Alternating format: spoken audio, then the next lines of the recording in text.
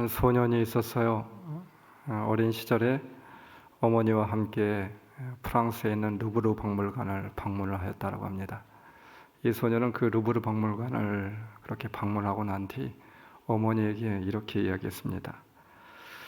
루브르 박물관 이것을 사달라고, 다른 무엇은 필요 없고 나에게 루브르 박물관을 사달라고 어머니를 조르게 되었습니다. 그랬더니 어머니가 이렇게 이야기해요. 네 힘으로 나중에 네가 살고 있는 캘리포니아에 루브르 박물관 같은 그런 박물관을 지어라, 이렇게 이야기해 주었다고 해요. 누구의 이야기냐면 미국 언론 재벌이었던 또 전 세계 신문왕으로 불려졌던 윌리엄 허스트라고 하는 사람의 이야기입니다. 이 사람은 어렸을 때부터 이렇게 이 박물관 또 골동품에 굉장히 관심이 많아서 평생을 언론 재벌이기도 하였지만 참 많은 미술품, 골동품을 모으게 되었습니다. 이런 수집가였습니다. 한 번은 유럽의 어느 한 왕가에서 사용한 귀한 도자기 하나를 보게 되었습니다. 그런데 그 도자기를 본 그 순간 마음에 확 다가오게 되었더라고요. 반드시 내가 어떤 대가, 얼마나 많은 돈을 지불을 한다 할지라도 이 도자기를 반드시 손에 놓겠다. 평생 내가 이 도자기를 손에 놓지 못한다라고 하면 내가 눈을 감을 수 없다. 이렇게 마음이 뛰었다라고 해요. 이 골동품 수집가의 마음을 사로잡았습니다. 반드시 손에 놓고야 말겠다라고 하는 생각에 사로잡혀서 그는 이 도자기를 찾으려고 여러 차례 유럽을 다니면서 그 도자기를 추적하게 되었습니다. 그러나 도무지 그 도자기, 이 물건의 행방을 찾을 수가 없었어요. 아무리 사고 싶었지만, 오랫동안 찾았지만 그렇게 이 도자기를 찾을 수가 없었습니다. 그런데 어느 날 그는 그 골동품이 어느 미국인에게 팔렸다라고 하는 정보를 얻게 되었습니다. 그가 누구인지 세세하게 찾아보게 되었어요. 조사해 보게 되었습니다. 그런데 그는 그 조사를 하는 가운데 너무나도 깜짝 놀라서 아연실색해서 뒤로 넘어질 지경이었다고 합니다. 왜냐하면 그 미국인은 다른 누구가 아니었던 바로 허스트, 자기 자신이었다고 하는 거예요. 자기가 그 도자기를 갖고 있었음에도 불구하고 알지 못하였습니다. 많은 도자기, 많은 그런 유적물들, 이런 것들이 많이 있었는지 모르겠어요. 그런데 그 모든 것들에 가려져서 그 도자기를 알고 있지 못하였던 것입니다. 여러분, 얼마나 당황하고 정말 허무한 일입니까? 자신이 가지고 있으면서도 엉뚱한 곳에, 그리고 다른 누군가에게서 그 귀한 것을 얻으려고 발버둥 쳤습니다. 그런데 사실 저는 이 기사를 보면서 이와 같이 웃지 못할 일들이 허스트 자신에게만 있는 것이 아니라 우리 자신에게도 있지 않을까 생각하게 되었어요. 있는 것조차 우리는 모르고 살아가고 있는 것은 아니겠습니까? 올 한 해 우리가 잃어버리지 말아야 될 것이 무엇이 있을까요? 잃은 것을 다시 찾을 수 있는 한 해가 되어줬으면 좋겠습니다. 사랑하는 성도 여러분, 오늘 우리가 잃은 것은 무엇인지 우리 주님께서 오늘 이 시간, 이 아침에 말씀하실 때 우리가 다시 마음으로 새겨들을 수 있는 귀한 시간이 되어지기를 주님의 이름으로 축원합니다. 누가복음 15장을 한번 보세요. 여러분, 15장은 정말 독특한 장입니다. 세 가지 비유가 동일한 비유입니다. 첫 번째는 잃은 양의 비유를 하고 있죠. 우리가 너무나도 잘 알고 있는 것처럼. 두 번째는 오늘 읽었던 드라크마의 비유입니다. 세 번째 비유는 집 나간 탕자의 이야기죠. 첫 번째 비유에서 100마리의 양들 가운데 한 마리를 잃어버리게 되었습니다. 그런데 목자는 99마리를 남겨두고 한 마리를 찾기 위하여서 절치부심합니다. 한 마리의 양이라도 잃었으면 그 양이 죽을까 봐 불쌍하여 목자는 밤새도록 양을 찾아 헤맨다라고 하는 말씀이에요. 두 번째 비유는 드라크마의 비유입니다. 은전 10개 중에 한 개를 잃어버렸죠. 그래서 여인은 안타까이 쓸며 등불을 비추며 열심히 찾아 나서게 됩니다. 그리고 뒤이어 나오는 비유, 탕자의 비유. 탕자는 폐륜하였습니다. 참 흥미로운 것은 100분의 1, 그 다음에는 10분의 1, 그리고 그 다음에는 2분의 1. 찾는 대상의 중요성과 찾는 후의 기쁨도 증가하고 있음을 보게 됩니다. 양이나 동전을 찾았는데도 크게 기뻐하며 잔치를 베풀 정도라고 하면 하나님의 형상대로 지음받은 사람, 아들을 잃어버렸는데 그것도 둘밖에 없는 아들, 그 둘 중에 하나밖에 없는 아들을 되찾았을 때의 그 기쁨, 그것은 헤아릴 수 없는 기쁨이라고 하는 것이겠죠. 목자와 여인의 비유에서 강조점이 있습니다. 잃어버린 것을 되찾을 때까지 포기하지 않는 집착이었어요. 두 비유에서 되풀이되는 공통 표현이 있습니다. 4절 양을 찾을 때까지, 8절 그것을 찾을 때까지 참 감동스럽습니다. 찾을 때까지 포기하지 않음이 담겨져 있어요. 내가 너를 어찌 포기하겠느냐라고 하는 주님의 말씀이 들려져요. 예수님이 말씀하시는 세 가지 비유에 공통점이 있다라고 하면 여러분 무엇입니까? 잃었다라고 하는 것이겠죠. 그리고 끝까지 찾아 나섰다. 언제까지? 끝까지. 안타까이 주님이 잃은 양, 드라크마, 탕자 찾아 나서게 되었습니다. 그러나 여러분, 이 15장에서 정말 중요한 의미가 담겨져 있어요. 오늘 말씀도 마찬가지입니다. 그런데 과연 잃은 자는 누구인가? 라고 하는 질문이겠죠. 그 잃은 자는 누구인가? 그리고 또 하나, 그 잃었던 것은 무엇인가? 그 잃은 것을 지금 알고 있는가? 라고 하는 질문입니다. 오늘 말씀의 포커스가 바로 여기에 있습니다. 찾아 나서는 것, 끝까지 찾아 나서는 것, 그것은 다음 일이에요. 잃은 것을 알았을 때 찾아 나설 수 있는 것이죠. 잃은 것을 몰랐다라고 하면 찾아 나설 수 있겠습니까? 비유의 안타까움은 잃은 것이 무엇인지 몰랐던 사람들에 있어요. 참 두렵고 떨림입니다. 혹 우리는 바로 이와 같은 사람의 범죄에 들고 있는 것은 아닐까 싶습니다. 드라크마 비유에 나오는 여인의 지혜는 무엇이었습니까? 자신이 잃은 것을 알았다라고 하는 거예요. 무엇을 잃어버렸는지 알았습니다. 그래서 찾아 나섰습니다. 잃은 것을 알았던 사람들은, 그 소중한 잃은 것을 알았던 사람들은 반드시 찾아 나서게 됩니다. 그 잃은 것이 무엇인지 진정 알았기 때문인 것이죠. 우리는 종종 본문을 해석할 때 회개하지 않았던 사람, 구원의 경륜에서 벗어난 사람들, 죄인들, 혹 이렇게 해석할 수도 있습니다. 맞는 해석일 수도 있어요. 예수 믿지 않는 세상 사람들, 바로 그들이 잃어버린 자라고 우리는 떠올릴 수도 있죠. 나와 함께 기도해야 할 그 사람이 오늘 여기에 없습니다. 같이 예배해야 할 그 사랑하는 사람이 여기 없습니다. 안타깝게 생각이 들기도 합니다. 바리새인과 율법학자들도 우리와 똑같이 그렇게 생각하였습니다. 그러나 예수님은 그들에게 조용한 눈으로 응시하며 이렇게 말씀하셨어요.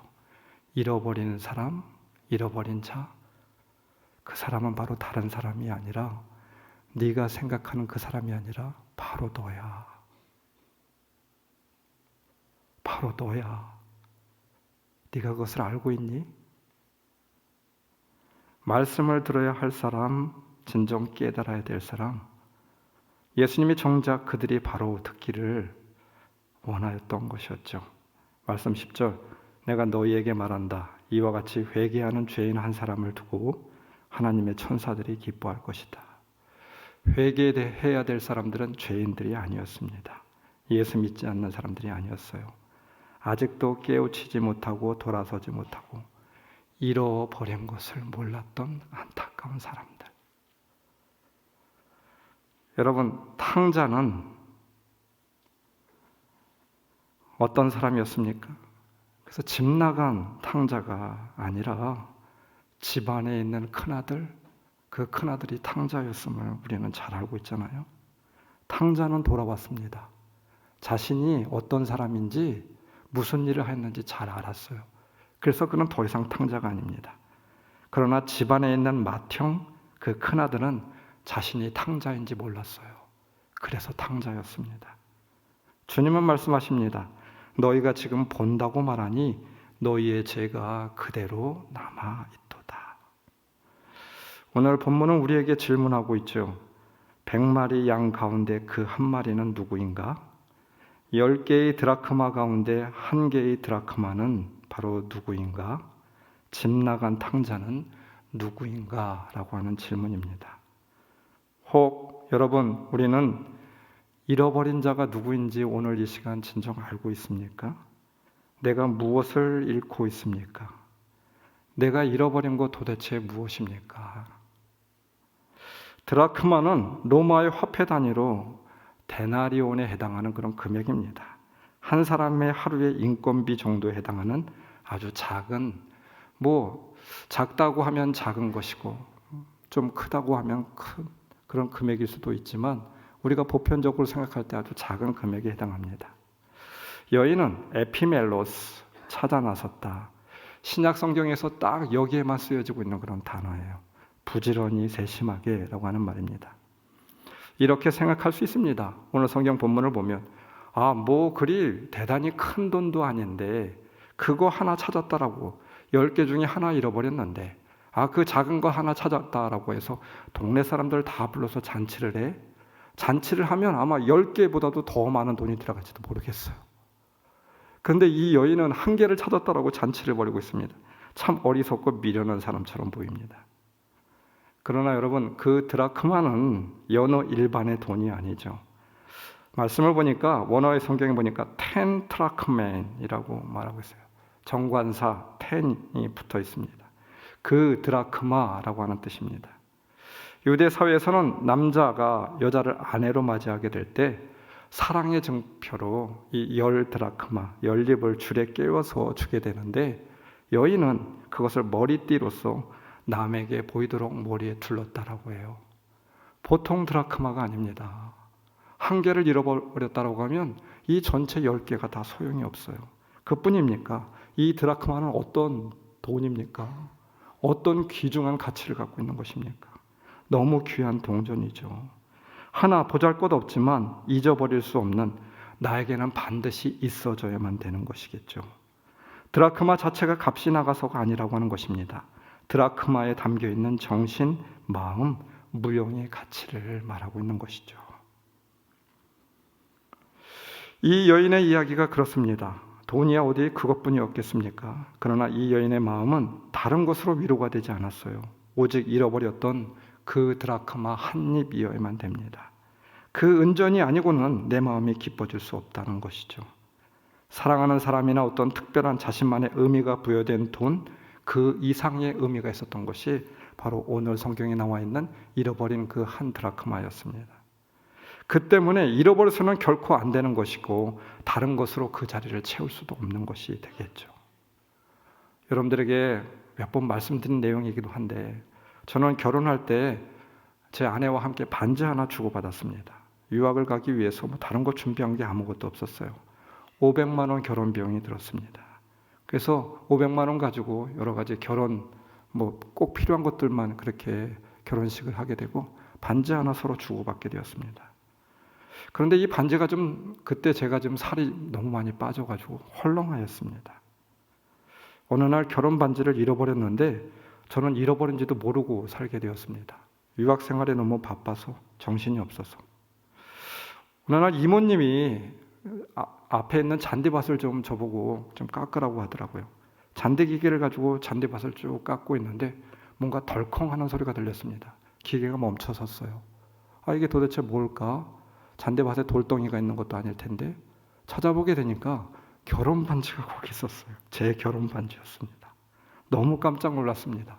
기스가 좀 나긴 했지만 너무나도 저한테는 충격이었어요. 내가 언제 이것을 잃어버렸지? 돈이 중요함이 아니라 그 반지는 반드시 찾아줘야만 됐습니다. 잃어버려서는 안 되는 반지였는데 저는 잃어버린지도 모르고 살았습니다.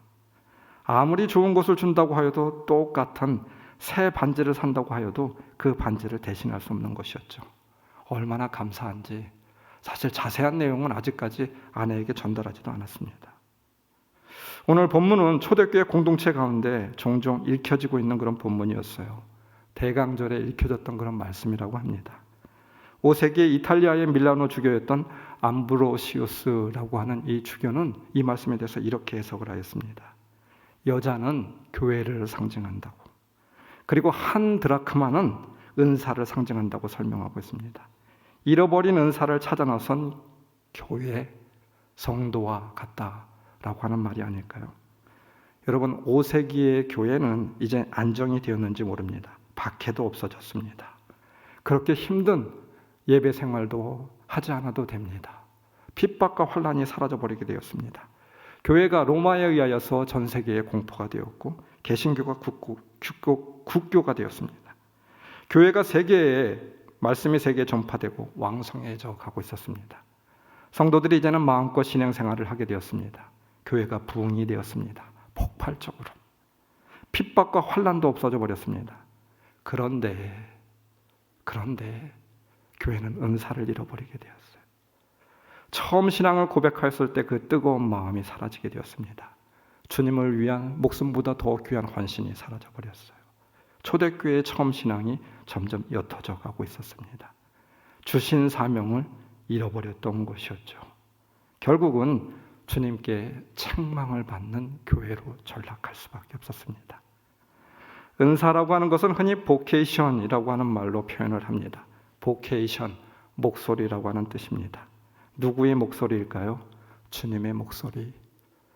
나를 부르시는 목소리, 그 목소리가 무엇인지 듣는 것이죠. 우리 각자에게 부르신 그 목소리, 은사가 있습니다.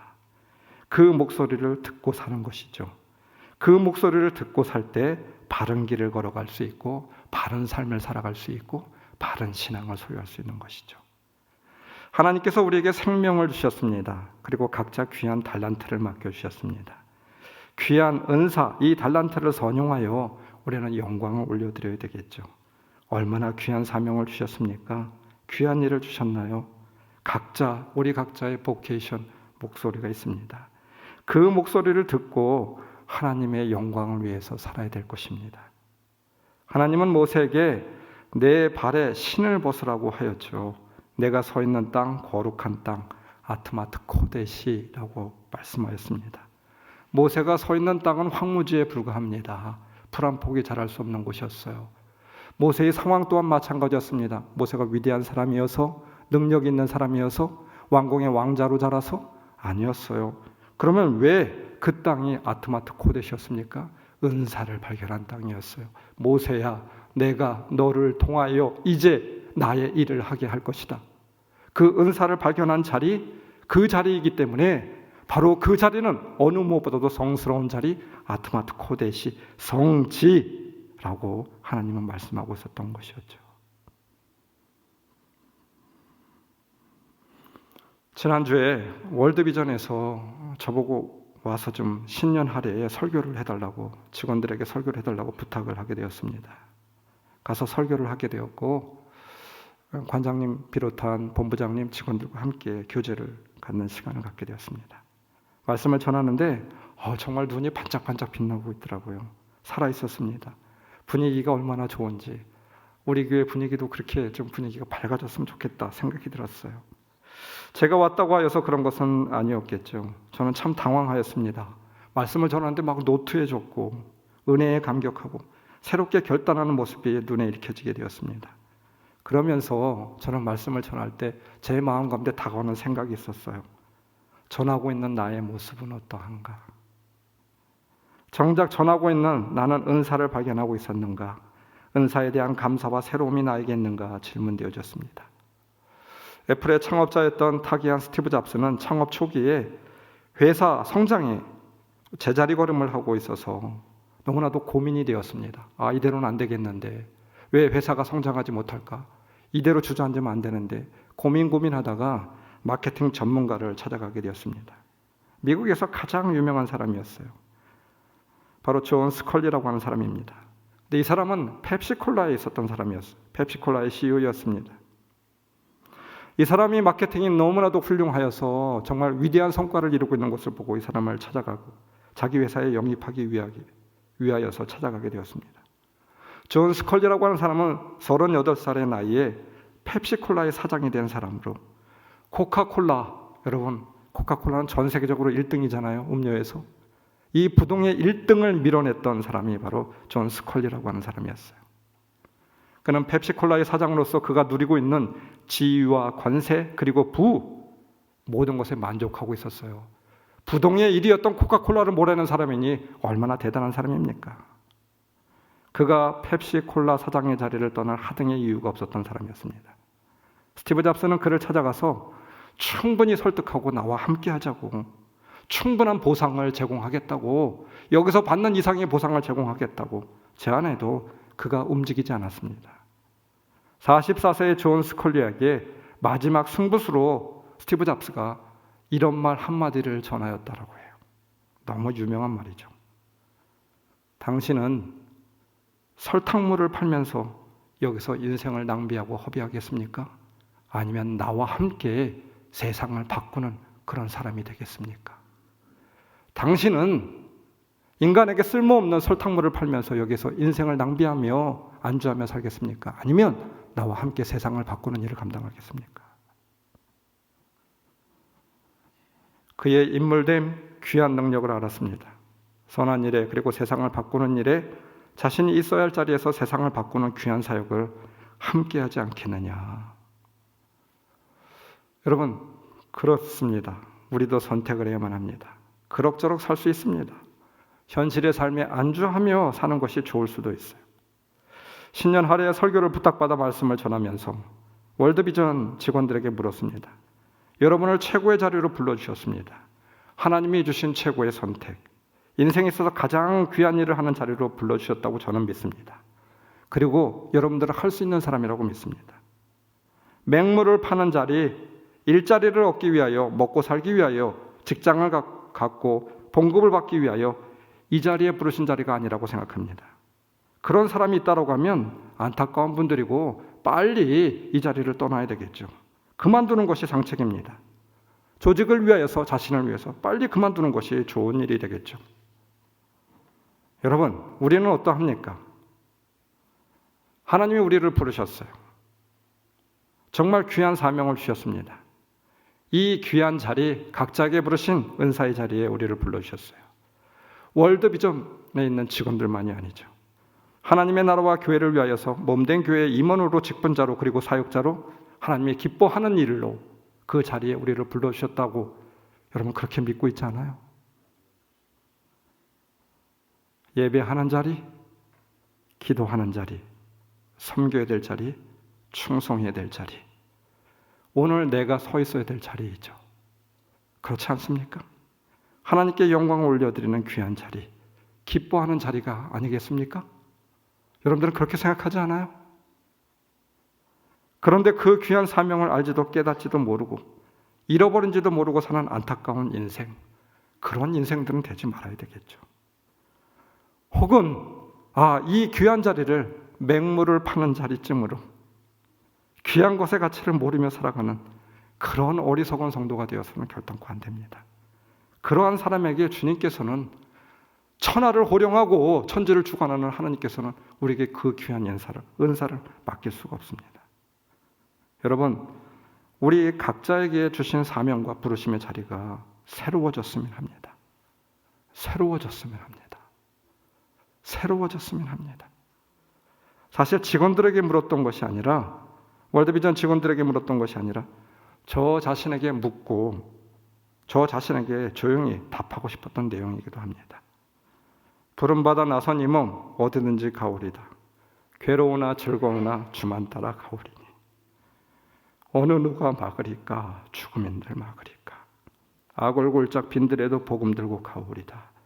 소돔 같은 거리에도 사랑 안고 찾아가서 종의 몸에 지닌 것도 아낌없이 드리리다. 여러분, 우리의 솔직한 고백은 어떠한가요? 아골골짝 빈들에 복음 들고가 아니라 아골골짝 빈들만은 내가 아닌 네가 가길 바라고 있고 그것만 피하기를 바라고 있지 않습니까? 이것이 우리의 솔직한 고백이죠. 우리를 부르신 자리, 우리를 부르신 곳, 부르신 분이 누구이며 우리가 하는 일의 소중함을 모르기 때문이 아닌가요? 그것이 만약 찾아진다고 하면 우리는 두려워할 것이 없어요. 아골골짝 빈들, 소돔 같은 거리에도 문제가 안 됩니다. 은사가 무엇인지 알지 못하고 나에게 주신 은사의 가치가 무엇인지 모르면 황금길, 꽃밭길, 보석 같은 그런 길도 힘들고 어려운 일이 되겠죠. 문제는 은사를 내가 찾고 있느냐, 잃어버렸느냐, 이것의 문제입니다. 이제까지 9개나 갖고 있어서 그 9개 때문에 그것으로 족하다고 우리는 생각하였는지도 모르겠어요.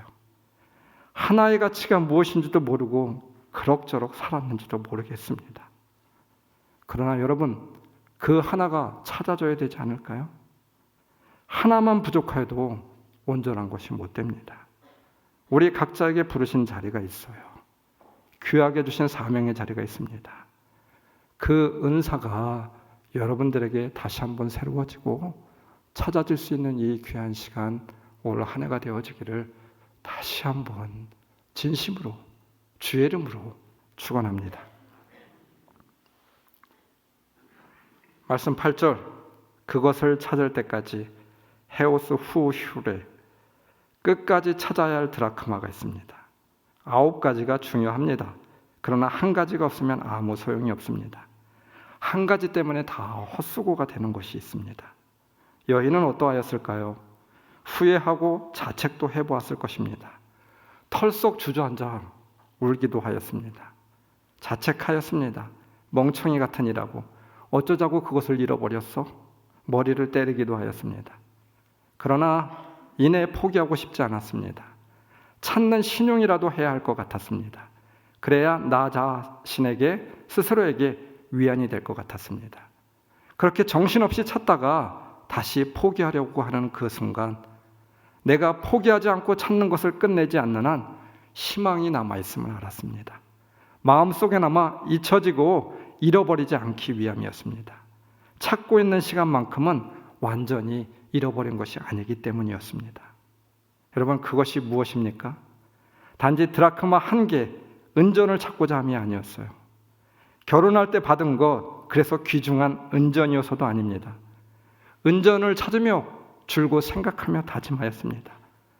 나에게 그 결혼할 때의 그 간절한 사랑, 그 애틋한 마음, 처음 사랑, 그것을 내가 잃어버린 것은 아닐까? 그 남편의 애틋한 사랑, 그 간절했던 사랑, 그 설레는 사랑, 그것을 내가 잃어버린 것은 아니었을까? 한 개의 드라크마를 찾는 것이 중요한 것이 아니라 잃어버리고 무감각해진 사랑을 다시 찾음이 중요하였습니다. 그 처음의 사랑을 다시 드라크마를 찾으며 상기하게 되었어요. 말씀 10절, 내가 너희에게 말한다. 이와 같이 회개하는 죄인 한 사람을 두고 하나님의 천사들이 기뻐할 것이다. 주님도 우리를 이렇게 간절히 찾고 있습니다.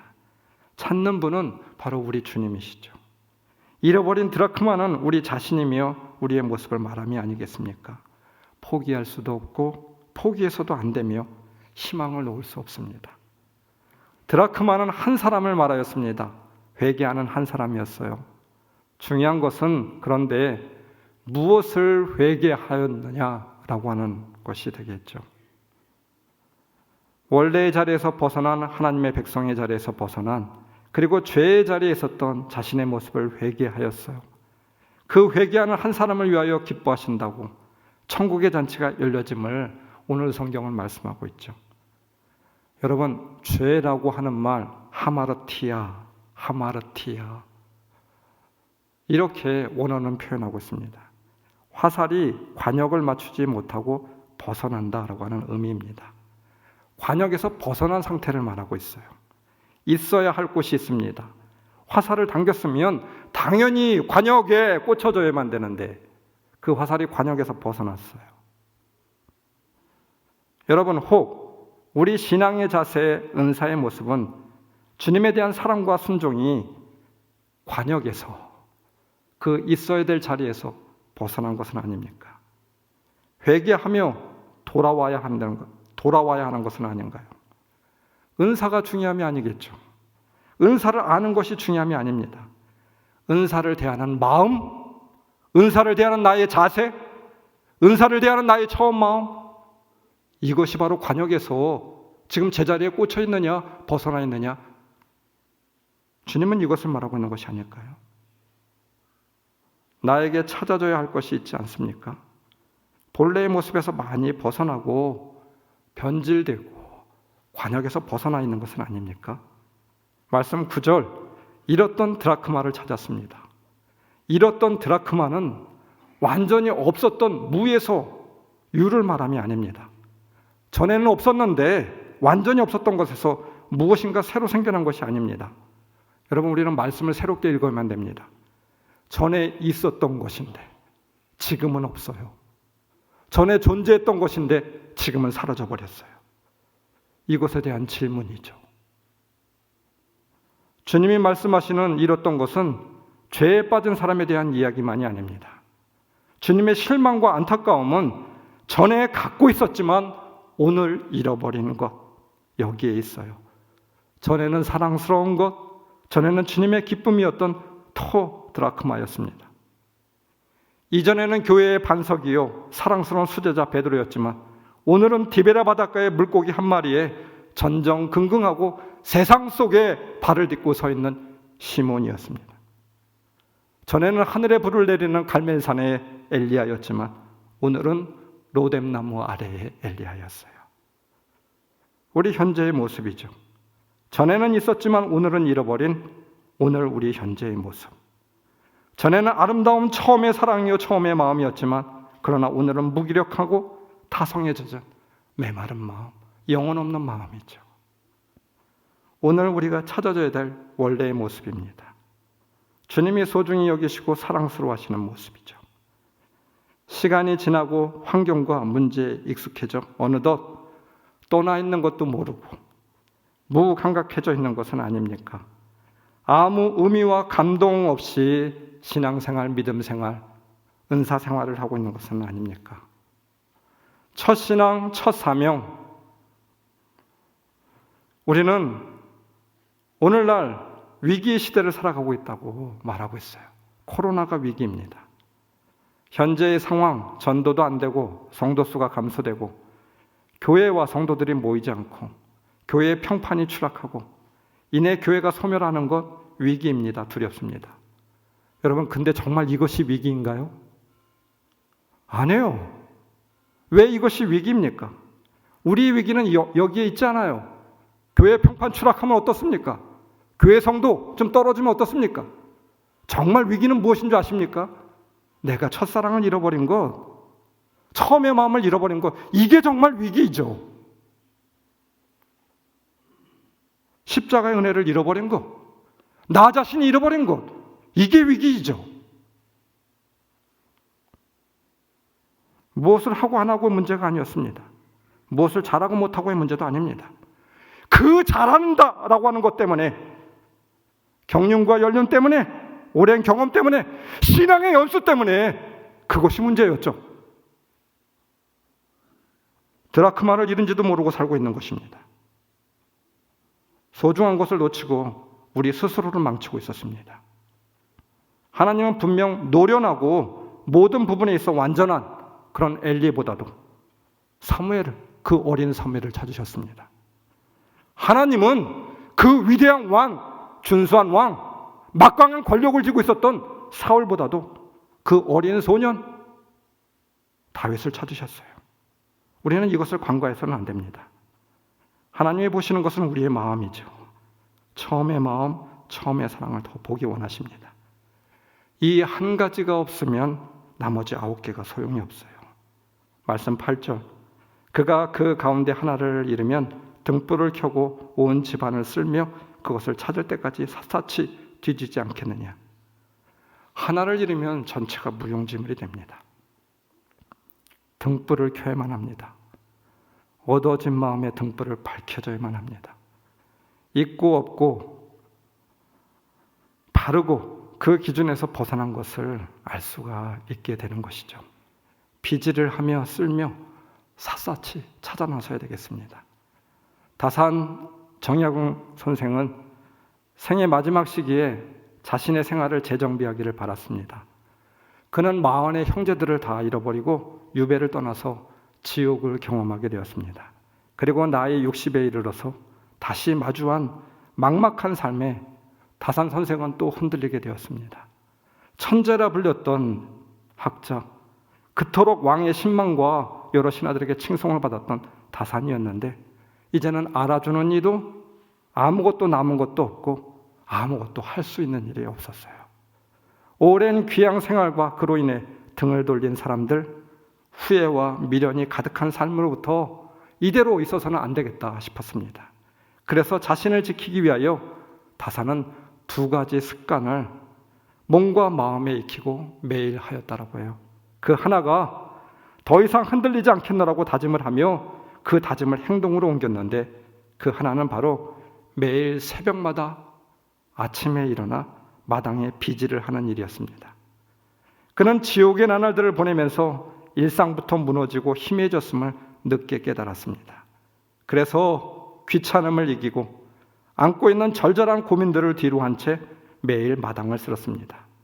사소하고 흔한 일이지만 다산에게는 하루의 시작부터 스스로를 이겨낸다는 의미가 있었습니다.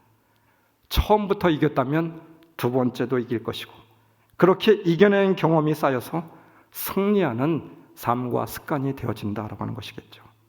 또 다른 하나는 그럼에도 불구하고 이따금씩 마음이 약해질 때면 오래전 읽었던 책을 다시 꺼내 매일같이 읽게 되었습니다. 학문을 처음 접했을 때 읽었던 소학, 그것을 다시 들여다보았어요. 어린이들이 학문을 처음 접할 때 읽는 그 책자입니다. 조선 최고의 학자, 천재학자가 소학을 매일 읽었던 것입니다. 처음부터 다시 시작하고자 하는 마음이었어요. 아는 것이 산같이 많았지만 실천하지 못한 지식은, 삶 속에서 살아내지 못한 학문은 아무 소용이 없었음을 마음속에 다시 새기고자 함이었습니다. 날마다 비질을 하면서 마음을 정돈하고 소학을 읽으면서 다시 기본으로 돌아가는, 처음부터 다시 시작하고자 하는 처음 마음으로의 복귀, 마음의 중심을 세웠습니다. 이것이 바로 크고 작은 풍파에도 흔들리지 않기 위한 다산의 날마다의 비질이었다라고 해요.